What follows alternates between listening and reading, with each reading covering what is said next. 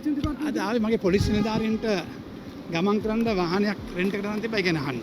ඒක පොලිස් නිලධාරීන්ට අර මොකද්ද වෙන නමක් කියලා තිබ්බ මේ අපේ දාලා තිබ්බ නම වෙන නමක්. කාගේද දාලා තිබ්බේ ඕගලන් කියන්නේ?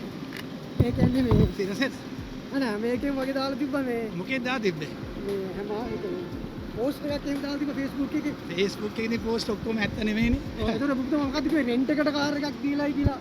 රෙන්ට් එකට ගත්ත වාහනය පොලිස් නිලධාරීන්ට ගමන් කරන තිය වාහනයක් ගැන අහන්න. ඒ කියන්නේ පොලිස් ටිකේට දීලා තිබ්බේ. ඔය ඉතින් අරගෙන පස්සේ අපිට වාහන පොලිස් නිලධාරීන්ට යන වාහන තිබුණේ නැහැ නේ. අපි අතෙන් සල්ලි වලින් තමයි මේ වාහන හයව ගන්න තියෙන්නේ. ඒක නෑ. ආයෙ එන්නකො තුමා. නෑ එන්න කිව්වොත් එනවා. නෑ කොහොම කිව්වත් අහන්න සී බුද්ධියෙන් අහන්න එපා. හොඳට තේරෙනවනේ.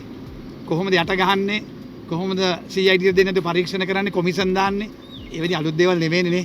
ආණ්ඩුවට එක නීතියක්, කතානායකවරයාට එක නීතියක්, පෙට්‍රෝලියම් ඇමතිට එක නීතියක්, විපක්ෂයට විපක්ෂයේ කාර්යභාරය ජනතාව වෙනුවෙන් ඉටු කරන අයට වෙනම නීතියක්. 100ට නෙමෙයි 100 ඒවා කතා වැඩක් නෑ. ප්‍රතිචාරය පේන හොඳ රැස්වීම වල සෙනග දිහා බලපුවා. රැස්වීම වලට සෙනගෙන්න පුළුවන්. එහෙනම් ඉතින් හැම රැස්වීම වල සෙනගෙ ඉන්නේ. එහෙම වෙන්නේ නැහනේ. ඉතින් ජනතාව තේරෙලා තියෙන රැවටුණා කියලා. ජනතාව වුණා. ජනතාව ඇන්දුවා. ලංකා ඉතිහාසයේ මේ තරම් ජනතාව රවට්ටපු යුගයක් කවදාක්වත් තිබුණේ නැහැ. ඒකම ඇත්ත. තිත්ත ඇත්ත. අපි කෙරුවා හොඳට. හොඳට කෙරුවා ආණ්ඩුව. ඔය පේන ඇහැ අරලා බලන්නකො උඩින් තියෙන්නේ මොකද්ද කියලා බලන්නකො. මේ කරපු සංවර්ධනය හැමදාම වෙන්නේ ඒක තමයි.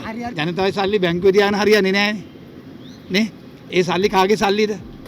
දැන් ජනාධිපතිතුමා කියද්දී මං ට්‍රිලියනයක් වෙන් කරලා තියනවා කියලා කාගේ සල්ලිද? එතුමා ගෙදරින් ගෙන ආපු සල්ලි නෙමෙයිනේ. මේ රටේ අහිංසක ජනතාවගේ සීනි වලින්, හාල් වලින් 3-5 ටිකෙන් ගන්න බදු මුදල් නෙමෙයි තියෙන්නේ. නෑ මට කිසි ප්‍රශ්නයක් නෑ. අපි අඬ ගැහුවොත් එනවා ඕන දෙයකට මූණ දෙනවා. එහෙම මේ බය අපි මේ දේශපාලඥයෝ වුණාම දේශපාලඥයෝ බයේ හැංගින දේශපාලඥයෝ වැඩක් නෑ. ඕන ප්‍රශ්නයක් එද්දි මූණ දෙන්න පුළුවන් ආත්ම ශක්තියක් තියෙනවා. ඒක වැරදි කරලා නෑ.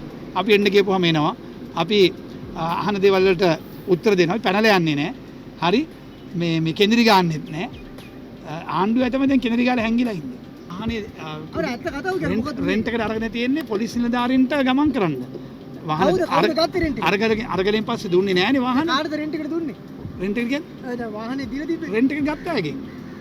සාමාන්‍යයෙන් රෙන්ට් එකට රෙන්ට් කාව ඕන තරම් ගන්න පුළුවන්. ඔයාටත් ගන්න පුළුවන් ගන්න පුළුවන්. ත්‍රිවිල් ගන්න පුළුවන්. මොටර් සයිකල් ගන්න පුළුවන්.